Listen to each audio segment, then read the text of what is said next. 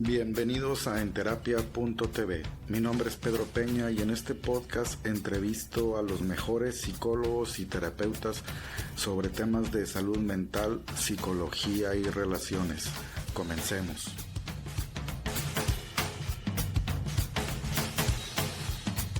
El tema central de hoy es terapia asistida con psicodélicos e integración.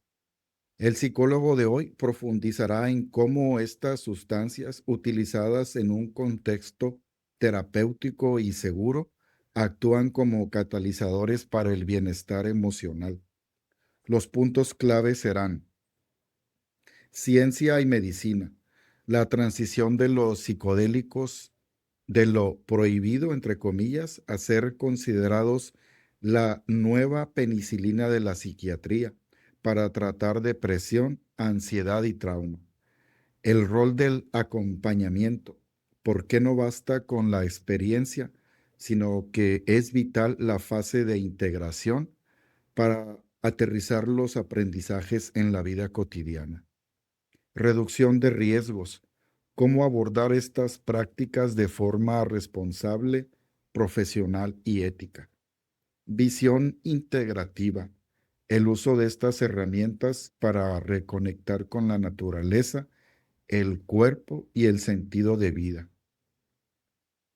El tema estará a cargo del psicólogo Julio Valdés, psicoterapeuta con una trayectoria fascinante que combina la formación clínica sólida con enfoques de vanguardia. Julio es licenciado en psicología por la Universidad Vizcaya de las Américas y cuenta con una maestría en hipnosis y terapia familiar breve sistémica por el Instituto Mexicano de Hipnosis Clínica de Nuevo León.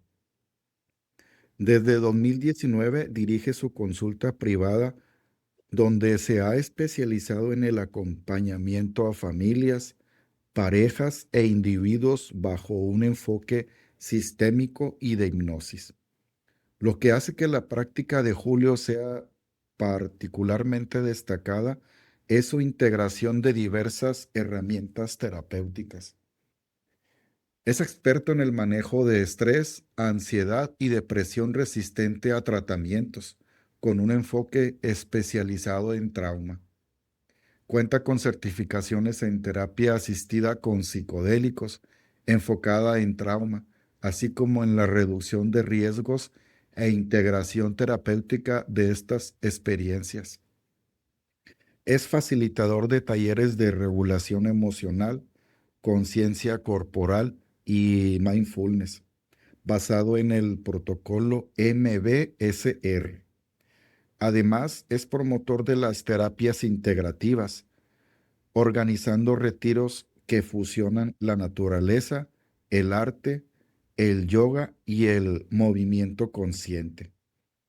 Con un diplomado en terapia centrada en soluciones y, y entrenamiento en terapia cognitiva conductual, Julio representa una nueva generación de terapeutas que buscan profundizar en la salud mental desde una visión integrativa y autodidacta. Su cédula profesional es 1-2222-777-2.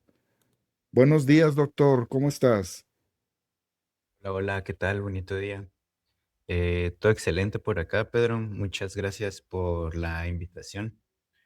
Eh, en lo personal me pone un poquito nervioso, ¿no? Siempre el hablar ante la cámara, el compartir información, creo que siempre es algo que me pone de nervios, ¿no? Tanto en vivo como como ya sea grabado.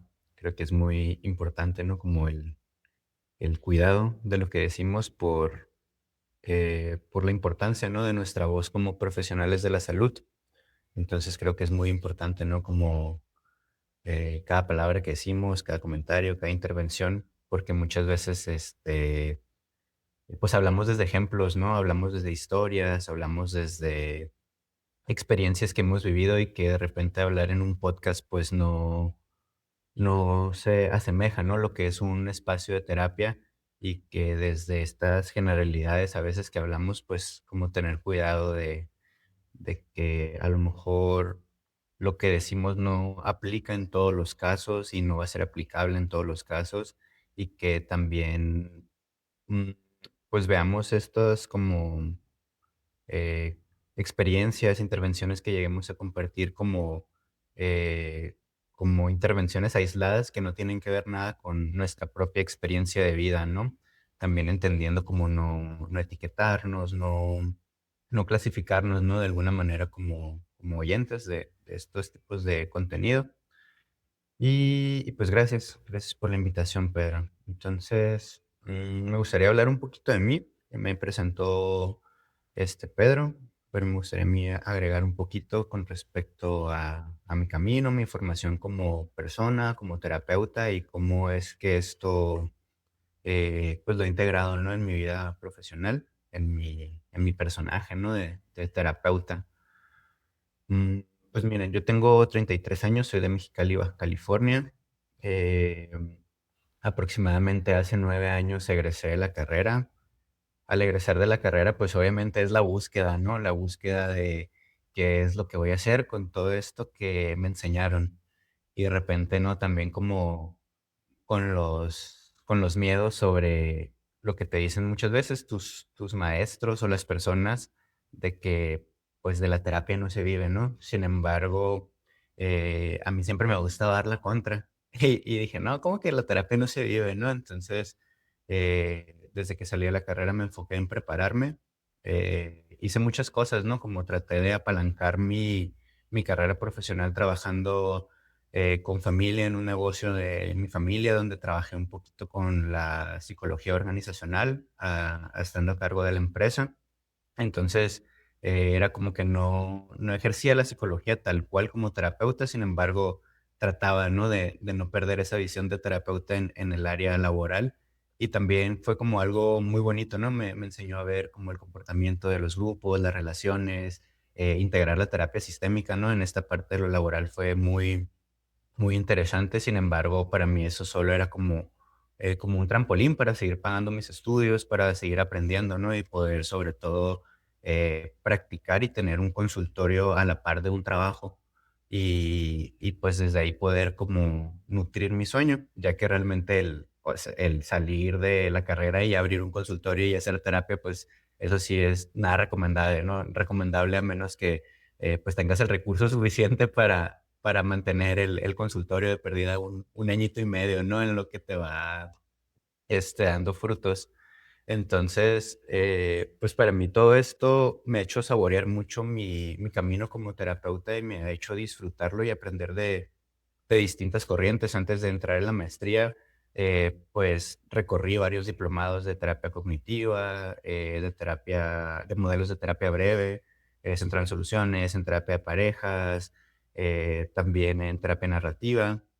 Entonces, he ido como incorporando un poquito de lo que me ha gustado. En lo personal, la terapia cognitiva es una herramienta que considero súper, súper importante como formación, ¿no? Para muchos terapeutas y como el entender las situaciones y las problemáticas de las personas. Sin embargo, en mi experiencia, yo creo que para mí se me quedaba corto en el sentido de que no no congeniaba, ¿no? Como con la estructura se me hacía como muy, bueno, en ese momento, ¿no? Yo terapeuta inexperto y con un modelo de terapia muy, estricto en cuestión de los pasos que hay que seguir, ¿no? En una primera sesión. Entonces, de repente era como una cuestión muy rígida, ¿no? Al momento de estar haciendo terapia cognitiva. Sin embargo, cuando empiezo a hacer mis prácticas de terapia sistémica, empiezo a darme cuenta que va mucho más conmigo, ¿no? Porque también agrega el contexto, agrega la familia, agrega las creencias, agrega los valores, y entonces se me hace que nutre mucho la experiencia del ser humano, ¿no? Entonces, desde ahí, pues nada, empiezo como este camino de terapeuta y, y pues eso poco a poco lo fui integrando, ¿no? Con mi vida de persona, porque yo ya como en mi vida de persona antes de ser terapeuta, pues eh, fui un joven bien rebelde, la verdad, ¿no? O sea, andaba haciendo eh, muchas cosas que no recomiendo a muchas personas, sin embargo, eh, me sirvió a mí de experiencia, ¿no? Me sirvió de experiencia a mí sobre cómo me relacioné con mis padres, sobre cómo me relacioné con mí mismo. Entonces, a partir de ahí, pues en una de esas, a mí me gusta mucho la música electrónica y me gusta ir mucho a raves. Ahorita ya es algo que no, pues que ya casi no hago, ¿no? El tiempo, la energía no me da.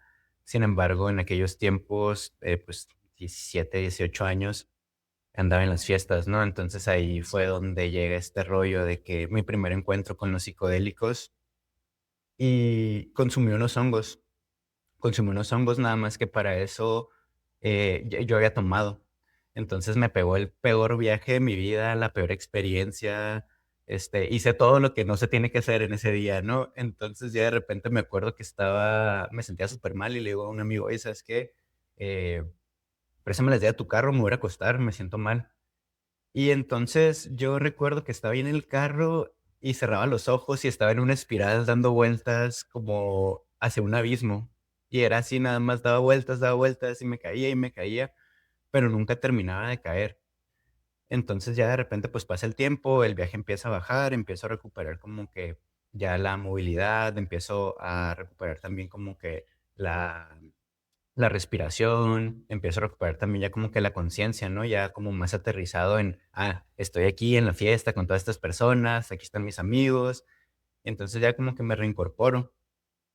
Sin embargo, aquí lo interesante fue los días, porque yo en esos momentos nunca fue como un diagnóstico, sin embargo, yo sí me considero que fue una persona como muy depresiva, ¿no? En su adolescencia y en su infancia por diferentes situaciones, ¿no? Y entonces yo ahí me empiezo a dar cuenta de cómo mi pensamiento empezó a ser distinto. Era como de repente algunos pensamientos que me visitaban habitualmente con respecto a mi sentido y mi forma de ver la vida ya no estaban, o estaban de una forma distinta, ¿no? Menos pesimista, un poco más optimista. Y yo ahí fue como de que, órale acá. Dije, está chilo, pero dije, qué bueno este pensamiento, pero jamás lo asocié al consumo de la psilocibina, ¿no? Hasta después vuelvo a consumir hongos y me empiezo a dar cuenta de que, oye, después de que hago esto, aunque lo haga recreativo, mi cuerpo, mi alma, mi espíritu se siente bien. Empiezo a investigar, empiezo a leer, ¿no? Lo primero que me topo es ayahuasca, peyote, ya me empiezan a salir los hongos y empiezo a ver que hay una diferencias, ¿no? De plantas y de sustancias que al producirse en el cerebro, pues generan, ¿no? Estos como estas experiencias psicodélicas, visionarias, pero que más allá de esa experiencia psicodélica o visionaria, tienen un potencial enorme en cuestión de la salud de las personas, ¿no? Y no solo la salud mental, ¿no? Sino realmente la salud integral de la persona.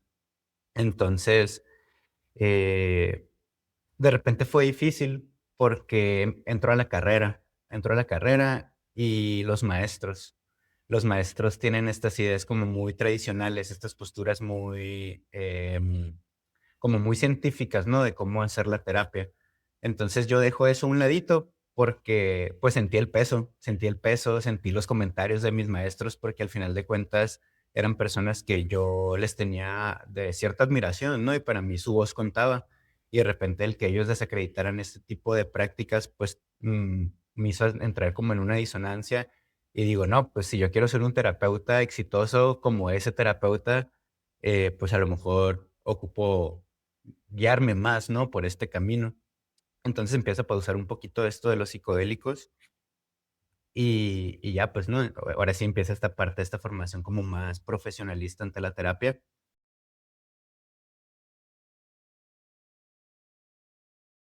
Ok, fíjate que yo este tema lo vi desde el Juan Matus, no sé si lo leíste, el Carlos Castaneda. Sí.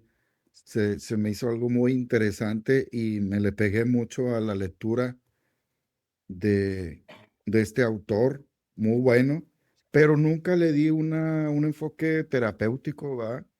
Eh, traes un punto de vista nuevo, ¿va? Integrándolo con conceptos terapéuticos, ¿va? Y al igual que tú también, o no sé si la mayoría de los psicólogos empezamos a estudiar esto por uno mismo primero. Sí.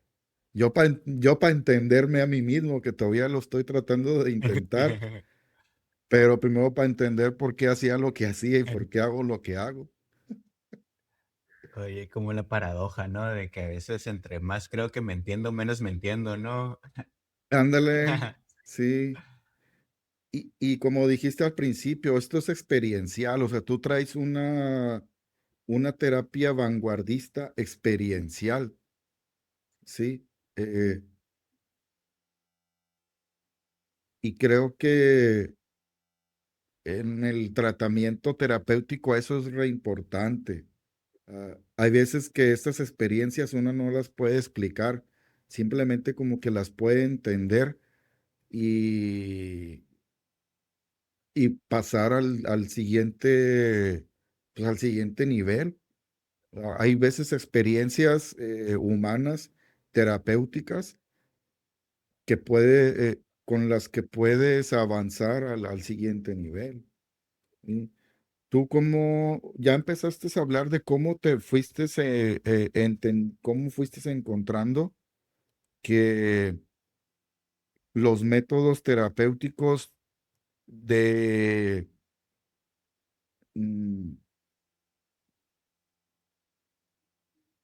métodos terapéuticos que integrabas eh, unas áreas con otras? Al principio los maestros te decían, no, es por aquí, pero el del universo, o sea, tú te fuiste encontrando con otros temas que luego ya pudiste ir integrando, uno va buscando y vas ir integrando hasta que llegas como que a un punto en el que ya es cuestión de seguirle rascando, de seguirle investigando, ¿no? Sí, de hecho, ahí esa es la parte bien interesante, ¿no? Porque en eso que empiezo a escuchar las voces de estos maestros que tienen influencia sobre mí, obviamente no los juzgo ni los critico porque es la mentalidad, ¿no? Es como ellos crecieron bajo otra escuela, bajo otro enfoque y de repente este tipo de prácticas, pues sí, y luego todavía estás hablando que yo ahorita tengo 33 años y hago esto desde la primera vez que lo hice fue a los 18, entonces estás hablando que en 2010 más o menos, ¿no? Y, Y es una mentalidad muy diferente a la que tenemos ahorita, ¿no? También la información es bien diferente. Antes pensabas que si te comías, MDMA se te iba a hacer hoyos en el cerebro porque había unos estudios que sacaron, unas farmacéuticas para, contrarrestar los estudios que estaban sacando MDMA, pero luego resulta que los estudios no eran con MDMA, eran con metanfetaminas y obviamente, pues, por eso tenían esas perforaciones, ¿no? Las ratas en ciertas zonas del cerebro.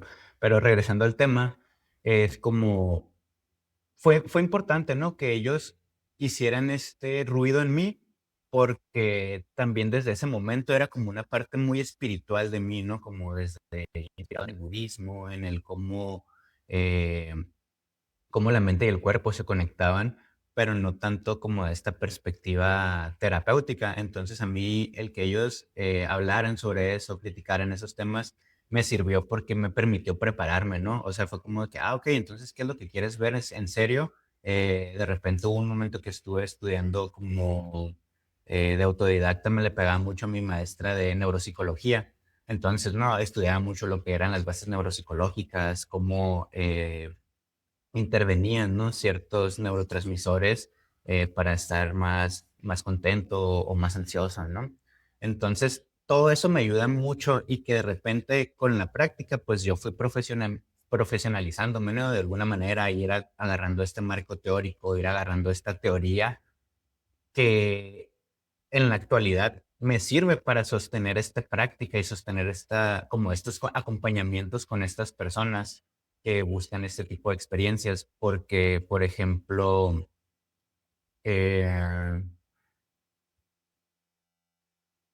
yo me fui formando como terapeuta y ya el camino me volvió a mostrar los psicodélicos. O sea, yo hasta hace apenas el año pasado estudié la certificación con psicodélicos, pero hasta años antes todo era autodidacta y mi estudio era prácticamente en formarme en terapia y en hacer mi terapia, ¿no? Mi terapia clínica. Sin embargo, ahí mismo yo me voy dando cuenta porque yo sigo como persona, yo sigo en mis prácticas en cuestión de ir a tomar ayahuasca, ir a tomar peyote, y de repente yo me iba dando cuenta y de repente empiezo a usar microdosis y yo me voy dando cuenta cómo me empieza a servir, ¿no? Y cómo de repente yo iba a terapia después de una ceremonia y cómo eso que viví en la ceremonia, en la terapia después trascendió mucho más, ¿no? Y yo empecé a darme cuenta de cómo rompí mis patrones, de cómo rompí mis estructuras.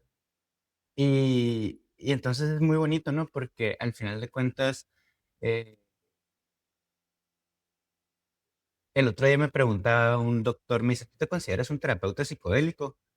Y le dije, híjole, no sé si me considero un terapeuta psicodélico, sin embargo, me considero un terapeuta que integra experiencias con psicodélicos.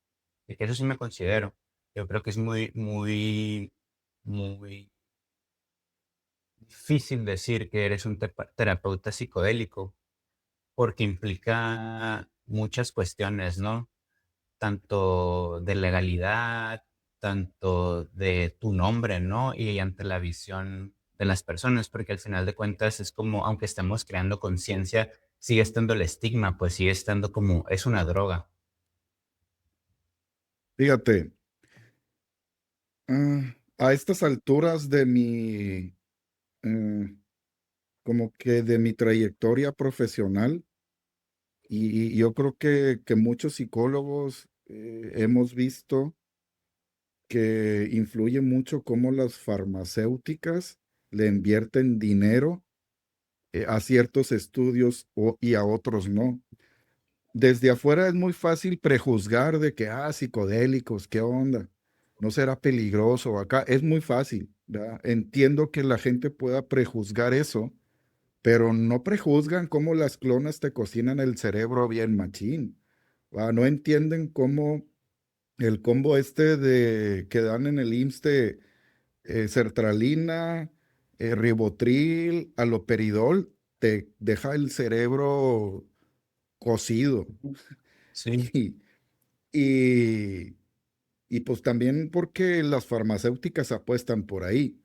Por el peyote no hay billetes, pues no le van a apostar. Si el peyote dejara billetes, no, hombre, las farmacéuticas le van a meter por ahí a apostar para facilitar que todos hagan estudios sobre esto al respecto. Sí. Por eso, por eso yo aquí en este podcast, eh, yo los invito teniendo cédula.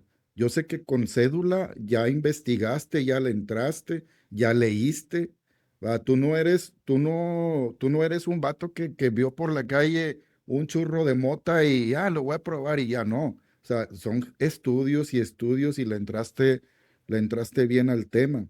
Sí. Y Y también aquí me gustaría agregar que el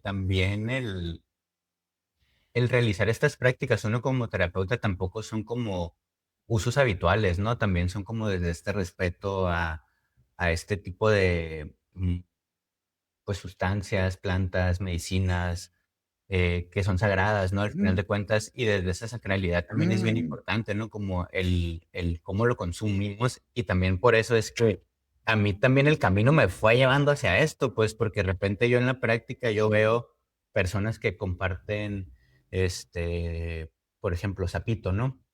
Personas que comparten sapito y de repente a mí era lo que me llegaba. Yo así empecé la integración terapéutica, porque como decían, es que este psicólogo consume plantas o consume psicodélicos, ve para allá porque él no te va a mandar al IPBC, que es el Instituto de Psiquiatría de aquí de Baja California.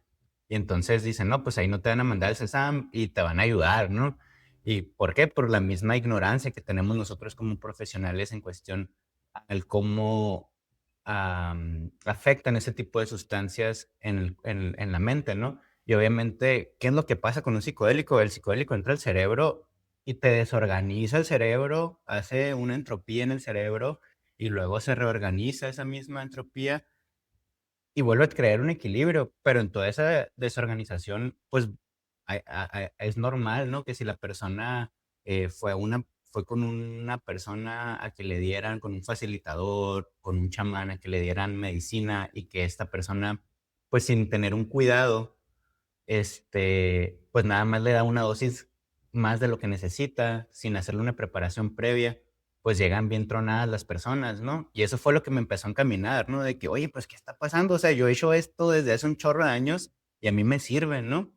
Y entonces es donde viene esta parte bien interesante, ¿no? Como el tema de los sesentas. Cuando estamos en los sesentas, pues estaba todo este surgimiento psicodélico, ¿no? Estaban este, Richard Alpert, que ahora es Ram Dass, y Timothy Leary, entre otras personas que eran importantes catedráticos de la Universidad de Harvard y que estaban haciendo estudios con LSD. También estaba este vato que se llama Hoffman, que en Suiza sintetizó por primera vez el LSD en el 54, ¿no? Entonces, empiezan a nacer estas sustancias desde los 60.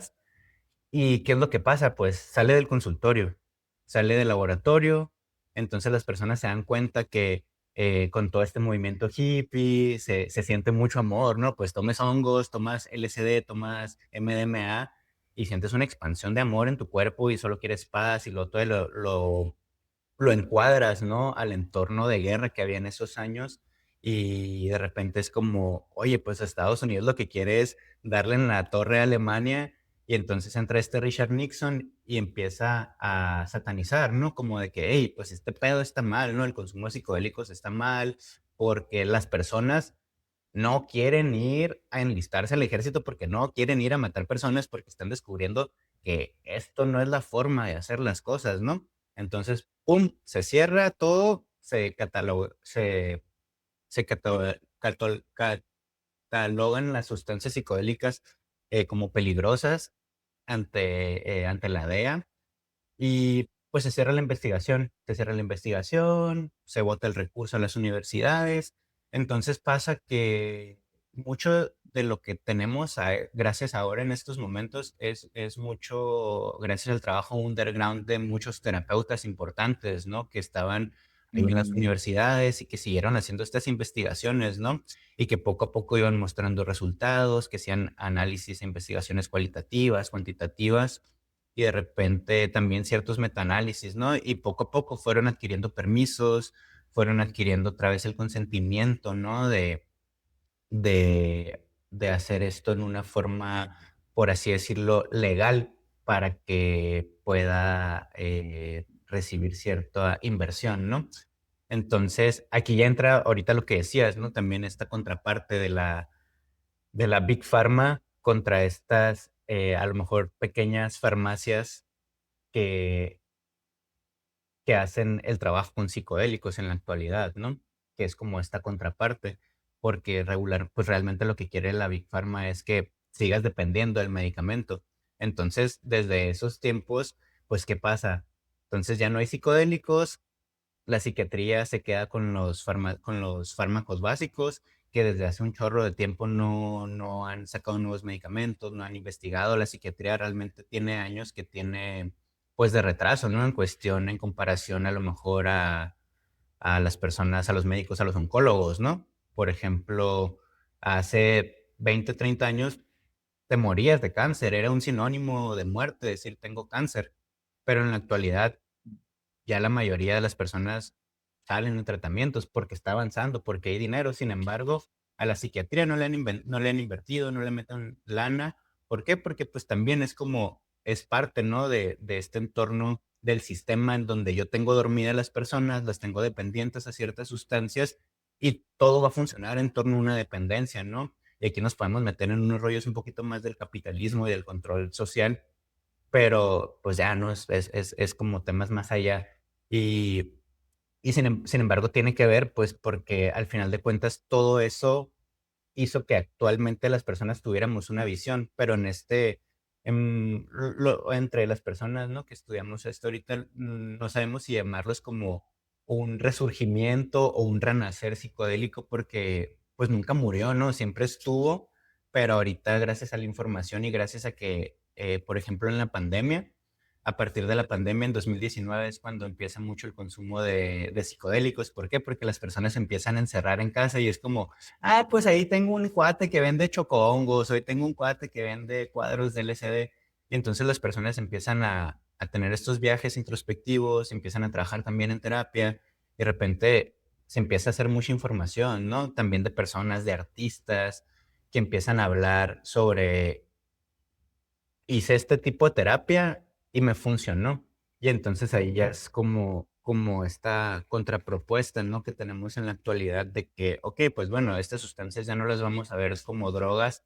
Sin embargo, yo creo que influye mucho el, el uso para ver si es como una droga como recreativa o una droga terapéutica. Entonces, yo creo que desde ese uso que le damos a las sustancias es pues el beneficio que podemos tener, ¿no? Entonces, pues ya en la actualidad, ¿no? Hablando ya de la actualidad y los psicodélicos, em, pues esto es bien importante porque, mm, por ejemplo, en Estados Unidos hay una asociación que se llama MAPS. Esa asociación se encarga de investigación psicodélica. Entonces, está a cargo de Rick Doblin. Este cuate es un psicólogo que desde los ochentas ha estado como en este trabajo, ¿no? En este activismo psicodélico y para generar recursos y poder trabajar. Me llamó la atención ahorita, te retomaste sobre los 60, ¿verdad? De cómo era un entorno de guerra. Pero ahorita es un entorno dopaminérgico. Ujú. Ahorita, bueno, yo entiendo que no es lo mismo hacer esta terapia guiada por, por ti o por alguien así avanzado en este tema que, que tomarte, eh, que tomarte algún psicodélico con el marihuano de la esquina, ¿va? O que echarte un churro y estarte endopaminando con otra gratificación inmediata. Tú lo usas esto en un entorno terapéutico y al rato vamos a entrar en el tema del trauma, ¿sí? Pero a lo que iba es de que es diferente el entorno y es diferente la manera en que la usas tú como terapia que a lo que puede usar alguien enganchable, un LSD, pues, para estar ahí nada más echado en el patio de su casa. Aquí la cuestión con este tipo de sustancias es como lo que te decía, ¿no? Pues la parte recreativa y la parte terapéutica, porque por ejemplo, este, la marihuana puede ser terapéutica para personas que tienen, por ejemplo, ¿no? Personas con tratamientos con cáncer, hay veces que les dan tratamientos con marihuana en Estados Unidos y, por ejemplo, sin embargo, el exceso del consumo de la marihuana, aunque sea un tratamiento médico para el cáncer, puede ser disociativo.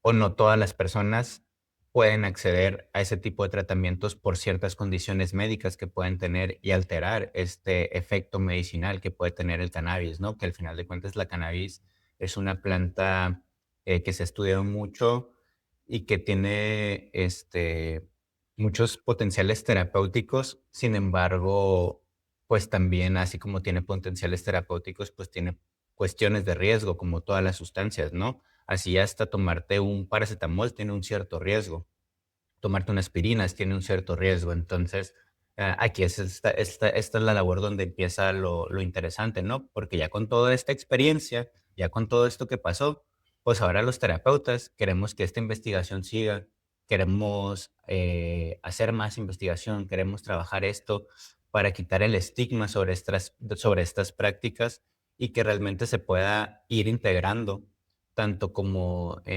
pues primeramente yo creo que una concientización en servicios de salud y en servicios estudiantiles, donde nosotros como terapeutas tengamos formación para saber qué hacer cuando lleguen ese tipo de casos.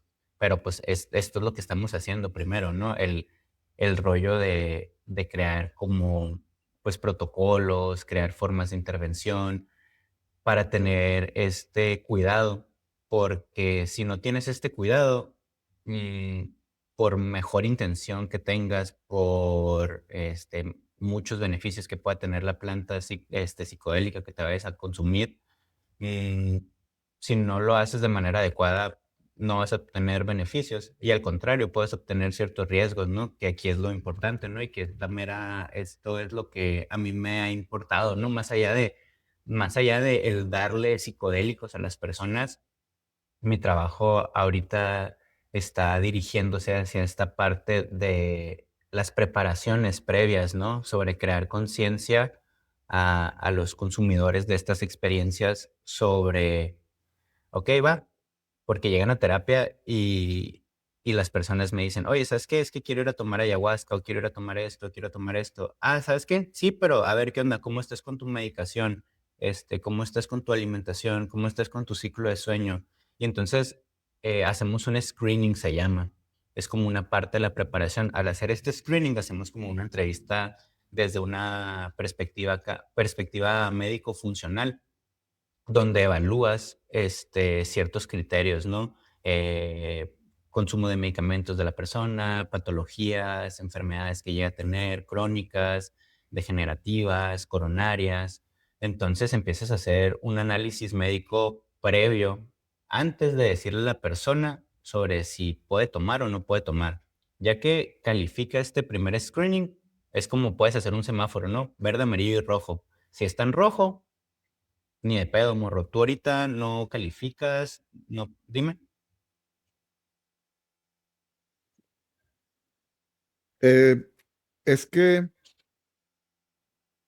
ante esta primer como evaluación que haces a ver si alguien es candidato o no, de que esto le funcione, tengo una pregunta a ver si cierto tipo de personas ya lo tiene contraindicado. Digamos alguien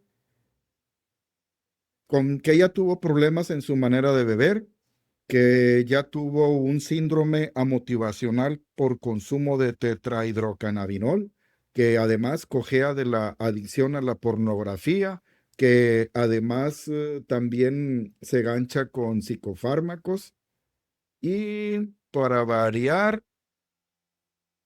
pues que cojee de la pata de las adicciones. Una persona así sería candidata a un tratamiento así. Puede ser candidato, solo que tiene que tener un tratamiento previo con terapia, donde trabajamos, primeramente, el deshabitamiento de las sustancias. ¿Por qué? Porque si está consumiendo sustancias, hay riesgo, dependiendo de la sustancia que estés consumiendo. Por ejemplo, psilocibina es una de las sustancias más nobles que existe. Tiene muy pocas contraindicaciones y las contraindicaciones que hay tienen que ver con que el efecto de la sustancia se reduzca o sea nulo. Es como efecto y así como el efecto médico más grave que puede haber, eh, pues es como que tengas un problema de presión y se te baje la presión, de más, ¿no? Entonces, todo va a variar, depende de la sustancia, el cómo vas a hacer esta preparación previa, ¿no? No es lo mismo preparar a una persona para tomar ayahuasca y que también, ¿no? Es bien importante, ¿no? Entender que hay diferentes psicodélicos y que cada uno actúa de una forma distinta. Sí, todos te hacen llegar a estos insights, a estas reflexiones, pero cada uno tiene sus vías de entrar al cerebro distinto, ¿no? Por ejemplo, la ayahuasca usa el DMT, dimetiltriptamina. Los honguitos usan la psilocibina, que se degrada en psilocina y entra por los receptores serotoninérgicos a través de los que actúan los antidepresivos y ansiolíticos. Entonces, por ejemplo, el MDMA actúa sobre los receptores oxitoninérgicos. Entonces, eh, cada uno es diferente, ¿no? Y, por ejemplo, hay unos que son visionarios y hay otros que no son visionarios. Por ejemplo, no visionarios son el MDMA, la ketamina. Por ejemplo, aquí en México hay clínicas de ketamina que son legales. Ese es un psicodélico legal.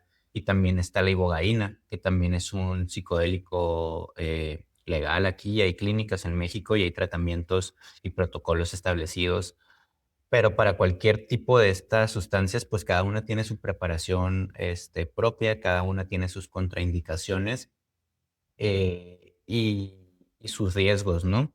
Entonces, por ejemplo, en este caso que tú me compartes, sea cual sea la planta, la podría tomar porque no hay como alguna enfermedad, un cuadro médico que le impida. Solo están como estas cuestiones psicológicas que con un tratamiento previo de terapia puedes ir preparando a la persona para que llegue a esta experiencia, ¿no? Porque, por ejemplo, también dentro de la preparación se les sugiere a las personas una dieta antiinflamatoria.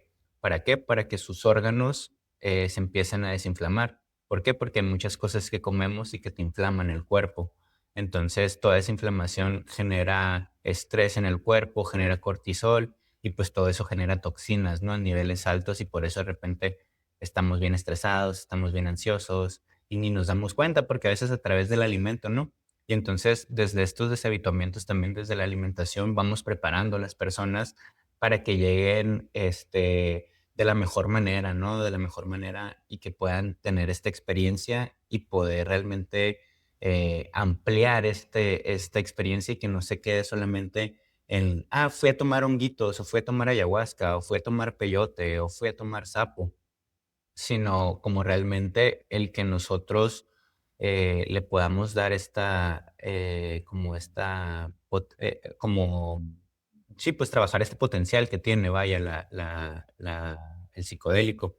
Entonces, esa es como la primera parte, y esa es súper importante para que la persona tenga una experiencia, lo menos, riesgosa posible en cuestión de efectos secundarios, ¿no? Porque hablando del mal viaje, por así decirlo, que, pues, no es nada mal viaje, ¿no? Sí, es una experiencia que es incómoda, que es desagradable, pero que al final de cuentas, yo cuando he trabajado con personas que tienen ese mal viaje, es muy enriquecedor, ¿no? En cuestión de terapéutica, porque habla de muchos síntomas, habla de mucho contenido, de muchas historias que de repente la persona no ve y que de repente ya lo integras a terapia y que son como esas piececitas que hacían falta. Entonces, eso es bien bonito, ¿no? También con los trabajos con psicodélicos, cuando haces estas preparaciones previas, porque a mí me ha pasado que de repente me han dicho, es que quiero tomar ayahuasca y hacemos la preparación y llevamos 4 o 5 sesiones y de repente la persona se empieza a sentir bien porque empezó a comer diferente, porque empezó a tener una rutina de sueño, porque empezó a tener una rutina de horario de alimentación. Entonces, se empezó a relacionar consigo misma diferente y de repente ha llegado personas que me dicen: "¿Sabes qué? Ya siento que no necesito esto", y ya no lo hacen y seguimos en terapia. Pero hay personas que dicen: tienen su preparación", y luego van y toman su medicina, y yo les digo: "Hey, vayan, tomen su medicina, pero regresen a terapia. Esto va a ser importante, ¿no? Porque si no, el ir a tomarte tu medicina a la ceremonia, pues, ¿qué va a pasar? Vas a regresar y pues ahí va a quedar, ¿no? O sea, tiene, neurológicamente queda en el cerebro de 4 a 6 semanas dependiendo la sustancia que consumas, y entonces durante 4 a 6 semanas te puedes sentir súper bien, pero puede que pasen esas 6 semanas y no aprovechaste la neuroplasticidad que produjo tu cerebro durante esas semanas y, pues, no le integraste, nada nuevo, ¿no? Por ejemplo, hay un autor que se llama Robert Carhart Harris, él es un investigador neuropsiquiatra de la Universidad de Berkeley de Londres. Entonces, él habla que los psicodélicos es como un campo de nieve, que durante el día están trazados los caminos y que cuando tomas la experiencia es como cuando amaneces, el campo de nieve pues está plano y entonces ahí es donde puedes aprovechar esa neuroplasticidad con la terapia y con la integración terapéutica para, crear nuevos caminos, nuevas formas de responder ante ciertas circunstancias, te permite explorar tus patrones con una perspectiva distinta, te permite tener mayor creatividad para resolver ciertos problemas, pero que si no tienes ese acompañamiento para obtener esas herramientas, o si tú mismo no haces introspección, pues la medicina va a tener un límite y va a decir, pues aquí ya se acabó el efecto, ya me voy. Y de repente, pues los otros caminos están trazados. Si yo no tracé ningún camino, pues es como cuando, como, no sé, como cuando vas en la tierra y de repente hay caminos que están trazados y el otro lo dejan de trazar, pero ahí lo sigues viendo. Y entonces un día te puedes equivocar y lo tomas y vuelves a trazar ese camino. ¿Por qué? Porque pues ya está hecho, ¿no? Y entonces es como de repente también, pues la mente, ¿no? Es como muy práctica, es muy el menor esfuerzo, ¿no? Decía uno de mis maestros, que la mente es bien huevona por naturaleza y que ella le gusta hacer el menor esfuerzo posible para estar viva y pues en ese menor esfuerzo es como, pues yo ya aprendí a relacionarme de esta forma, ¿no? Y ahí es donde, ahí es como donde puede entrar un poquito la cuestión ya del trauma, ¿no? ¿Por qué? Porque si estamos hablando de que yo aprendí esto en algún momento, mm, no es tanto que la ansiedad sea mala, no es tanto que la depresión sea mala, no es que el frustrarme y gritarle a alguien sea malo o el aislarme sea malo, sino que fueron como estas respuestas que mi cuerpo y mi mente activaron para protegerme en algún momento, ¿no? Entonces la ansiedad nosotros lo vemos como algo malo, pero definitivamente la ansiedad no es nada malo, es un mecanismo de defensa ante el mundo, ¿no? Porque, por ejemplo, esto es de algo súper antropológico, ¿no? Por ejemplo, hablando de los cavernícolas, ¿no? Es como antes no tenían desarrollado este sentido de alerta y iban y se le echaban en la madre a los dientes de sable, ¿y qué pasaba? Pues se los comían, los mataban, entonces los otros miraron y dijeron: "No, ¿sabes qué? Pues tenemos que hacer armas, pues tenemos que crear algo a través de este miedo, porque yo si me le acerco al tigre, pues yo me lo quiero comer, no quiero que él me coma". Entonces yo ocupo crear algo, pues. Y entonces empezamos a también a desarrollar nuestra neocorteza a través de este instinto de supervivencia, de protección, pero que en dosis como muy altas, pues es como tóxico, ¿no? Volvemos otra vez a lo mismo, pues es como a veces no es tanto que sea malo el estrés o el cortisol. El cortisol no es malo, pues nos ayuda a movernos cuando algo nos incomoda. Sin embargo, hay veces que nos quedamos como ya en shock y ahí es donde entra ahí es donde es muy importante la integración terapéutica. ¿Por qué? Porque de repente pasa que las personas que tienen experiencias con psicodélicos, pues también llegan a eso porque ya fueron a terapia, ya fueron a psiquiatría, ya fueron con la señora que lee las cartas, ya fueron con el que hace endulzamientos y que no sé qué. Y entonces dicen, no, pues ahora voy a ir a probar psicodélicos. Y entonces pasa que se activa todo esto, pues de nuevo. Y si no tengo la integración, pues voy a volver a repetir lo mismo, y no porque la medicina no sirva, no porque las terapias o las medicaciones que haya tomado anteriormente no hayan servido, sino simplemente es que yo hice algo como un instinto de respuesta de protección y que lo hice durante tanto, tanto, tanto, tanto tiempo que es ese camino que está trazado, pues, y entonces la integración es lo que nos ayuda a poder llevarnos por otros caminos, poder romper esos patrones que se han quedado durante muchísimo tiempo pues, en nuestra forma de relacionarnos, ¿no? Y que de repente, mm, a mí a veces, llegan aquí personas a terapia, como de que ya no quieren sentir la ansiedad. Y yo le digo: "Es que, ¿sabes? Yo no sé si te puedo ayudar a que ya no sientas ansiedad", porque yo creo que las personas, ya cuando conocemos la ansiedad, ya vamos a darnos cuenta cada vez que nos visite. Y le digo, yo a veces la puedo ver como una visita incómoda, que es como, híjole, pues le abro la puerta, le dejo entrar a la casa, pero a veces ya quiero que se vaya y pues entre más quiero que se vaya, menos se va. Y a veces si estoy como receptivo a que llegue, pues se va en menos tiempo. Pero hay veces que nos cuesta mucho trabajo eso, ¿no? Por que aprendimos en una situación vulnerable que la ansiedad era mala, ¿no? ¿Por qué? Porque a lo mejor alguna experiencia, ¿no? De la infancia donde mamá, papá se pelearon, mamá o papá usan drogas fuertes, hay violencia en la familia, hay violencia psicológica, hay violencia económica. Entonces, de repente todo este tipo de situaciones empiezan como a marcar la mente, ¿no? De las personas. Y aquí yo creo que es cuando,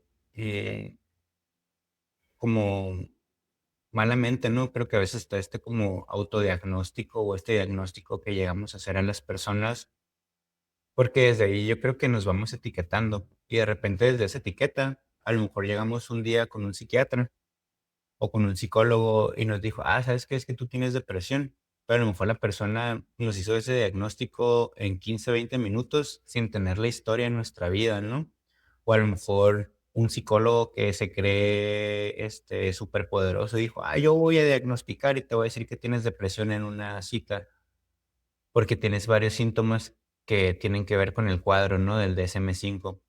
Entonces, yo creo que de estos malos diagnósticos que tenemos es donde estamos bien trabados, pues, también en la terapia, y es donde entran ese tipo de herramientas, pues, porque desde un mal diagnóstico ya tengo una mala intervención, pues, y yo creo que ahí es donde nos invito, ¿no?, mucho a sensibilizarnos como terapeutas y que por mayor experiencia que lleguemos a tener, pues cada caso es único, ¿no? Yo le digo a las personas, digo, a mí algo que me da mucho nervio es una primera consulta con alguien.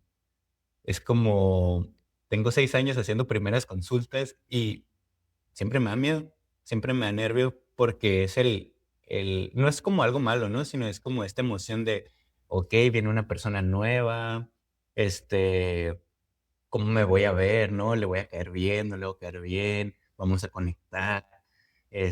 Pero todo es de la genuinidad, ¿no? Y todo es hacerlo genuino y de que cómo va a ser, qué estilo terapéutico voy a usar con la persona, me va a caer esto, me va a caer el otro, ¿no? Y entonces como que mucha cosa que viene y para mí es bien bonito como el tener nervio, ¿no? Antes era como algo de que, ¿por qué me da ni miedo, no? ¿Por qué me da nervio? Porque lo veía como algo malo. Sin embargo, ahora veo que el nervio también es como esta cuestión de que me invita a seguir preparándome más, me invita a que, oye, siempre estate atento, pues no te la des del chilo y que a todos los vayas a tratar así, ¿no? Porque, por ejemplo, ahorita el camino me ha traído a esto, pero a todas las personas no les, es más, yo a las personas ni siquiera les digo consume psicodélicos. Llegan conmigo porque quieren tener esas experiencias, porque es como yo sé que es algo que sirve, pero que al final de cuentas no te voy a decir: tienes que hacerlo".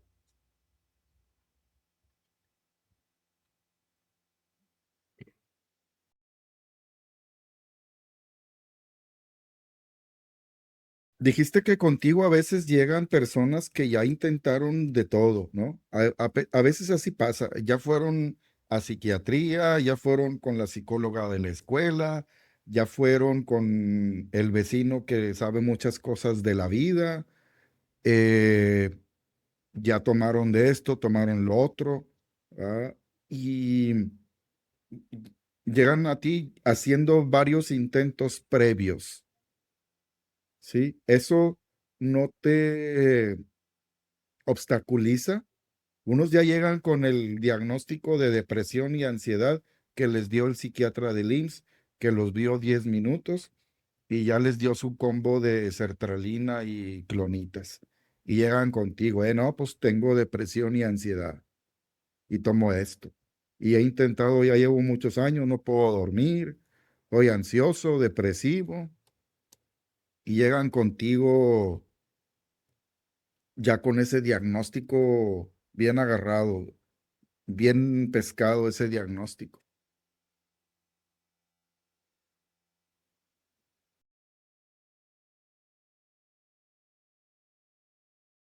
Pues es que depende de la persona, ¿no? Realmente es como, a lo mejor un 20, 30% sí lo obstaculiza, pero también aquí volvemos, ¿no? Yo recuerdo como una maestra hablaba de que la resistencia, ¿no? Hablaba como de la resistencia. Y decía como, es que no hay consultantes resistentes, hay como terapeutas resistentes. Y yo creo que cuando algo nos obstaculiza, más allá que el consultante, es como nuestra visión la que nos llega a obstaculizar. Y yo sí, por ejemplo, cuando noto que no puedo quebrar mi visión, es cuando se me obstaculiza. Pero en cuanto la empiezo a quebrar y la empiezo a integrar de acuerdo a la visión del consultante, esto se torna más fácil, ¿no? Porque también a lo mejor en algún momento me encargaba mucho en la cuestión de desetiquetar a la persona, pero también en algún momento me di cuenta que inconscientemente es como si lo desetiqueto, pero los estoy descalificando, desvalidando de eso que creyeron del otro psiquiatra y que también es bien importante, ¿no? Como el poder validar esa parte y, y entonces empiezo a dejar de como de quitar, ¿no? Como la etiqueta del diagnóstico, desetiquetarla y empiezo más como a validar la experiencia de la persona y les empiezo a hablar como algo más fenomenológico, ¿no? En cuestión a la experiencia depresiva, la experiencia ansiosa, sobre, a ver, pues, ¿y para ti cómo es el estrés o cómo es la depresión o cómo es la ansiedad? Y de repente me empiezan a platicar de eso y les digo, oye, ¿y lo que tú te pasa, tú crees que sea como eso? Y de repente muchas veces las personas me dicen, no, pues no, porque no es siempre. Y entonces aquí es como esta parte, ¿no? De los entrar en soluciones que nos ayuda a como a ir surcando, por así decirlo, para abrir caminos. Pero obviamente sí, creo que siempre va a haber obstáculos, pero más allá de las otras personas, creo que es como el uno como terapeuta, ¿no? Y aparte, pues ves parejas. eh, Viste mucho terapia sistémica y ves parejas y las parejas siempre llegan ya cuando la relación está bien puteada. Y el psicólogo, como que uno se va acostumbrando, ¿no? A que llegan pacientes así eh, y pues tú los destrabas. Para eso está uno, ¿no? Para destrabarlos. Sí, y pues desde ahí es como, está uno para destrabarlos y para destrabarse también a uno mismo, ¿no? Porque es como esa parte del segundo orden, ¿no? Que nos habla la cibernética y como siempre, ¿no? Invitarnos a observarnos y creo que eso es bien importante, ¿no? Porque, pues al final de cuentas yo les digo algo a las personas en una primera sesión, es como, siéntanse libres, ¿no? De decir que si no te gustó la terapia, si no te gustó mi acompañamiento de esta sesión, pero siéntete libre de decirme para ayudarte a buscar otra persona que a lo mejor te pueda servir más que yo, ¿no? Porque, pues no todos los terapeutas somos para todas las personas ni todas las personas son para un solo terapeuta, ¿no? Entonces, teniendo esta idea es como, vamos a conectar con personas, hay veces que no, y no porque seamos malos o buenos terapeutas, simplemente las formas, ¿no? Que tenemos de ver la vida y las experiencias, ¿no? Porque a lo mejor mm, alguien puede entrar al consultorio y simplemente no gustarle, ¿no? El arte que tengo colgado en la pared o el arte que tengo pintado en un mural en otra pared y desde ahí no se entiende, pero que al final de cuentas es como también uno como terapeuta, qué chamba va a hacer, ¿no? Y creo que es como, sí es bien importante nuestra postura como profesional y científica, pero al final de cuentas entendiendo que nunca vamos a ser expertos en las vidas de las personas y que vamos a saber de terapia y somos buenos terapeutas, pero que de eso de ser expertos en la vida de las personas creo que em, es muy difícil, ¿no? Y yo creo que desde soltar este expertise en la vida de las personas, también ahí se sueltan esos obstáculos. Lo que dices, yo lo tengo muy claro. Yo sé que no todo es para todos. Ahorita nos vas a hablar de trauma y hay psicólogos que no ven trauma o no vemos trauma. No todo es para todos. Aquí yo he entrevistado psicólogos de todo, ¿va? Tú, por ejemplo, no le haces a asuntos de psicología jurídica o psicología forense. Y una psicóloga forense no le va a hacer a estos temas que traes tú, ¿no?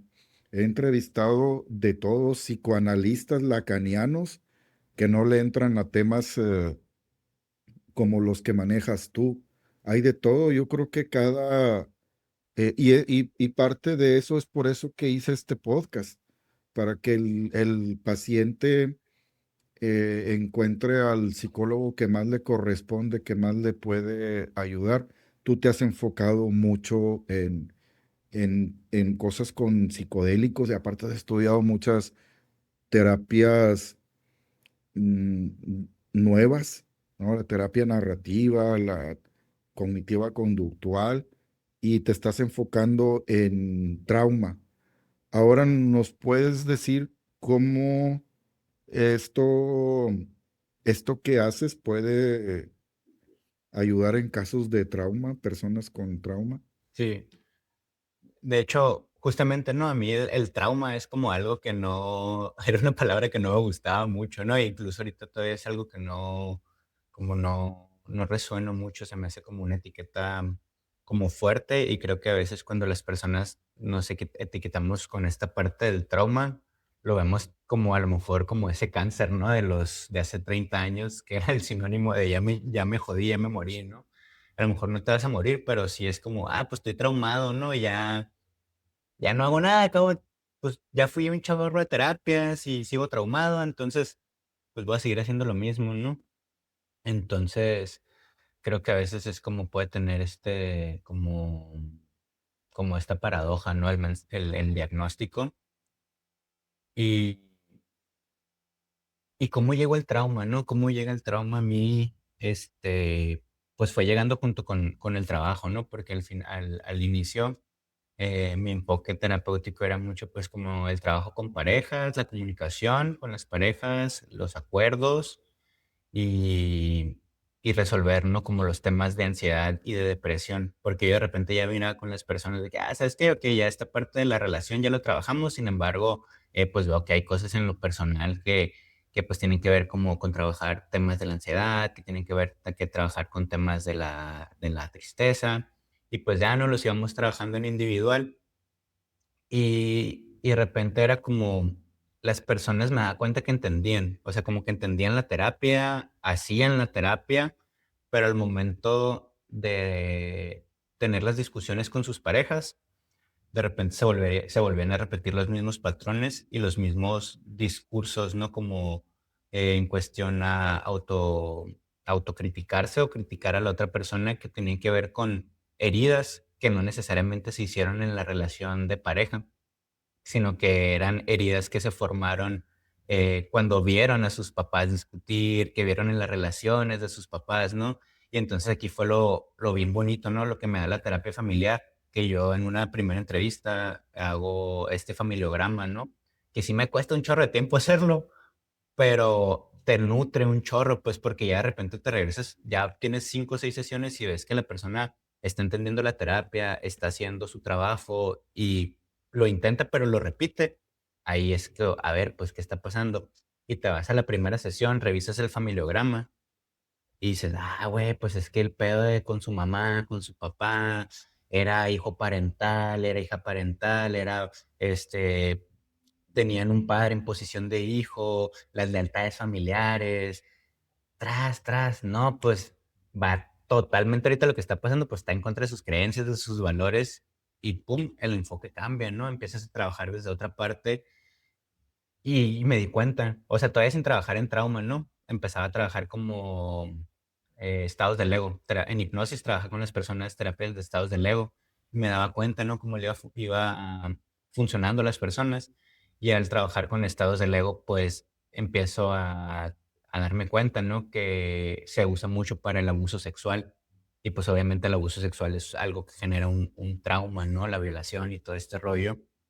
Entonces, eso me fue llevando, ¿no? También al trauma, y de repente también me dio otra perspectiva, y que es algo que yo me digo, a mí el trauma no es como, van a llegar las personas, es como, sí, trabajo con trauma, pero no porque me llegues tú, ya tienes un trauma, ¿no? Sino, ok, te escucho, vamos a trabajar la ansiedad. A ver, bueno, llegas por ansiedad, ya fuiste a terapia, ya fuiste a psiquiatría, ¿qué resultados has tenido con psiquiatría? Esto y esto. ¿Qué resultados has tenido en terapia? Pues esto. ¿Qué no te gustó en terapia? Esto. Ok. Trabajamos bajo eso que viene a trabajar la persona, y conforme vamos viendo si no van entrando las herramientas, ya alcanzo a tener como este ojo clínico de decir, ¿sabes qué? Vamos a tener que cambiar el enfoque y irnos más a esta parte, ¿no? Como del acompañamiento, el trabajar las imágenes, el reprocesar ciertas imágenes traumáticas de la persona, el restablecer también la historia traumática de la persona, ¿no? Y esto, pues realmente a veces es bien difícil porque muchas veces o está bloqueada la memoria y simplemente estamos repitiendo el patrón inconscientemente, y otras veces recordamos la historia, pero descalificamos el valor traumático que puede tener en nuestra vida, porque podemos también tener estas creencias de que, pues en México, ¿no? Está el machismo, y a lo mejor, no sé, hace 20 años yo podía escuchar la creencia de, es que me pega porque me ama, ¿no?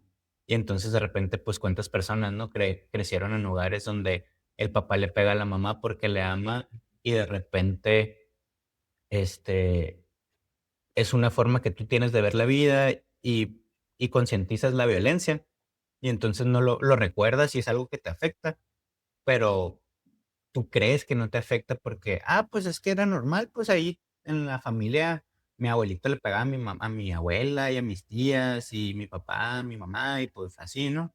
Entonces, eso también, ¿no? Es como muy, pues muy importante, ¿no? Como tener en cuenta en los acompañamientos porque son partes bien sensibles, ¿no? Son partes bien vulnerables y que a veces, si uno como terapeuta atiende como esta parte de es que no eran, pues no pasaba nada malo, es como si nos regañaban, pero no era tan malo.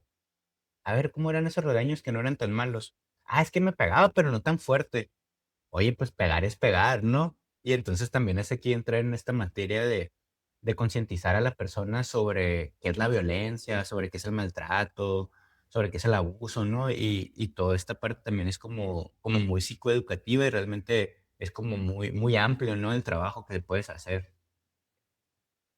Y en cuanto al trauma, por ejemplo, ahí entiendo que hay diferentes tipos de trauma y ahorita tú nos dirás, porque es diferente un trauma, por ejemplo, como lo dijiste, de un abuso sexual que otro por un desastre. ¿Va? Yo le estoy leyendo sobre psicología en desastres.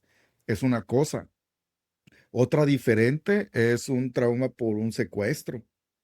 ¿Va? Otra diferente es un trauma de que fuiste testigo de que mataron a una persona, ¿no? Ujú. Hay como que diferentes tipos de trauma. ¿Nos puedes explicar? Sí. Por ejemplo, yo aquí vivo en frontera y hablando, ¿no? De esos, traumas, ¿no? Como de desastres naturales. Yo vivo aquí en frontera y hay personas que atiendo y que ahorita se llama ICE. Es una organización que se llama ICE que se encarga en contra de los migrantes. Entonces, poblaciones latinas, pues tienen miedo, ¿no? Porque a veces van a la escuela y tienen papeles y todo, pero te agarra el ICE y sobres, ¿no? Y no respeta niños, abuelitas, adultos, mayores, todo, ¿no? Personas discapacitadas, no hay hay cero respeto, ¿no? Entonces ahorita estas personas no me llegan a decir como de que, ¿sabes qué? Quiero tener mi cita en línea. Quiero tener mi cita en línea porque me da miedo me da miedo cruzar, me da miedo cruzar porque no quiero que cruzar y ¿cómo se dice? Y que me quiten la visa o que me metan al bote y que ya no pueda ver a mi hijo, ¿no? A mi hija. Y esto pues es pues de un miedo, ¿no? De un miedo que ha sido como pues infundido, ¿no? Pues a través del comportamiento social, todo este rollo en Estados Unidos que traen en contra de los migrantes. Entonces, por ejemplo, pues están esos tipos de casos, ¿no? También están que ese tipo de traumas y puede ser como relacionado a un solo evento, pues es un trauma agudo, ¿no?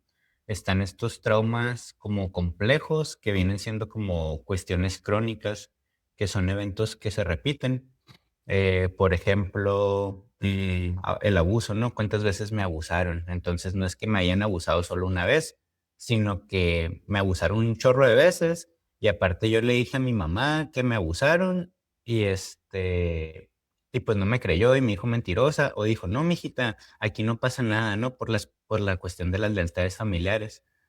Y luego puede que la niña, pues todavía como creció bien insegura porque el tío, el abuelito, el primo la abusaba, la mamá no le creyó, descalificada en su casa, pues qué pasa allá afuera, ¿no?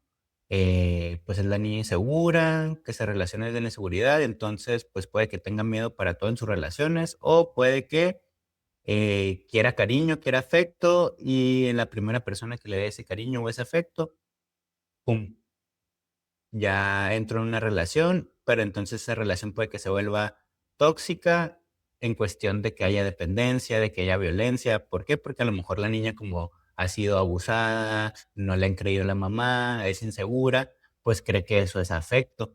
Entonces este ya es como un trauma que lo llaman el trauma complejo, que es como diferentes experiencias traumáticas y repetitivas pues a lo largo, ¿no? De tu historia de vida. Y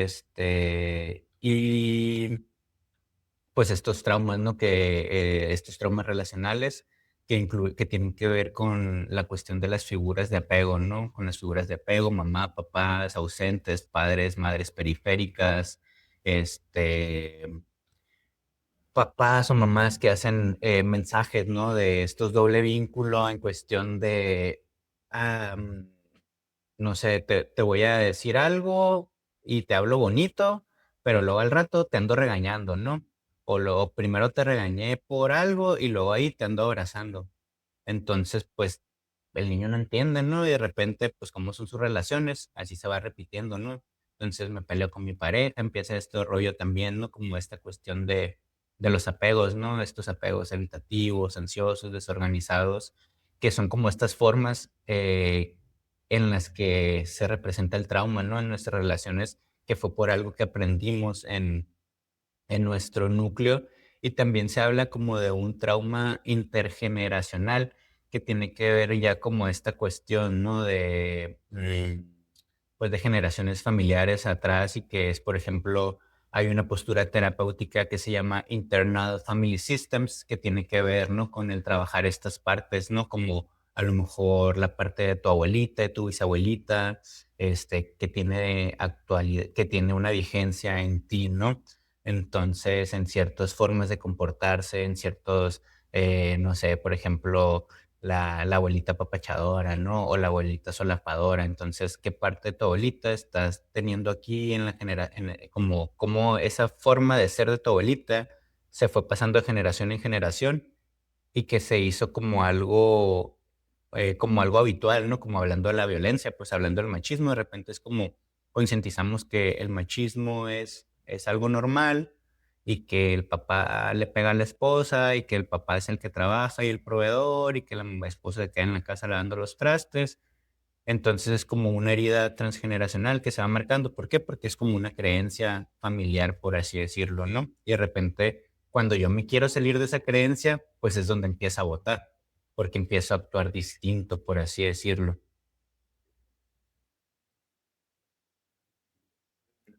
Esto de lo intergeneracional lo va viniendo poco a poco estudiando varias teorías, ¿verdad? Varias teorías psicológicas han estado rascándole a esto de lo intergeneracional o varios campos de aplicación.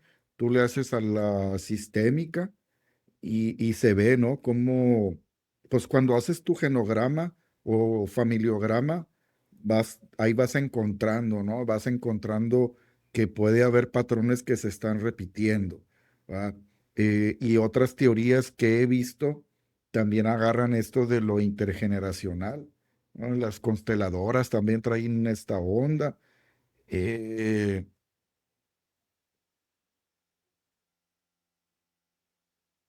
este, y con respecto a- al trauma, es posible que de generación en generación se represente algún tipo de trauma. La verdad, yo el trauma el generacional es como un tema que poco a poco apenas el año pasado lo empecé a estudiar un poquito más porque te digo, o sea, fue como que a mí el camino me ha traído, ¿no? A esta parte donde yo decía, oye, pues ¿por qué si trabajo ansiedad y depresión con un chorro de personas y estrés, por qué me funciona y con estas personas, ¿no? Y entonces es cuando ya empezaba a regresar a esta primera sesión donde ya empezaba a evaluar y empezaba a integrar otras formas, ¿no? Entonces, en este descubrimiento y en este aprendizaje, pues el año pasado apenas me topo, ¿no? Con este concepto del trauma generacional y pues es como, eh, son estos patrones, pues que vamos aprendiendo de lo que yo vi más que nada, pues, o sea, no tiene nada que ver a lo mejor con un daño, sino es como estas, conductas familiares, pues, que hay, pues, que a lo mejor, eh, no sé, por ejemplo, hablando del dinero, ¿no? Eh, la mujer que se preocupaba constantemente por el dinero y siempre estaba diciendo que no había, y entonces, pues, a los hijos les decía: "No, mijo, es que tenemos que cuidar el dinero". Y entonces, ¿qué pasa? Pues, ya crecen los niños, los adultos se hacen adultos, creyendo que no merecen dinero, que no, que todo es precario, ¿no? Que todo hay que estar en cuidado. Y entonces es como esta constante del diálogo. No, pues es que aquí apenas sobreviviendo. No, pues aquí echándole ganas, ya sabes, siempre, ¿no? Aquí trabajando duro. O, por ejemplo, comentarios racistas, ¿no? Trabajando como negro para vivir como rico.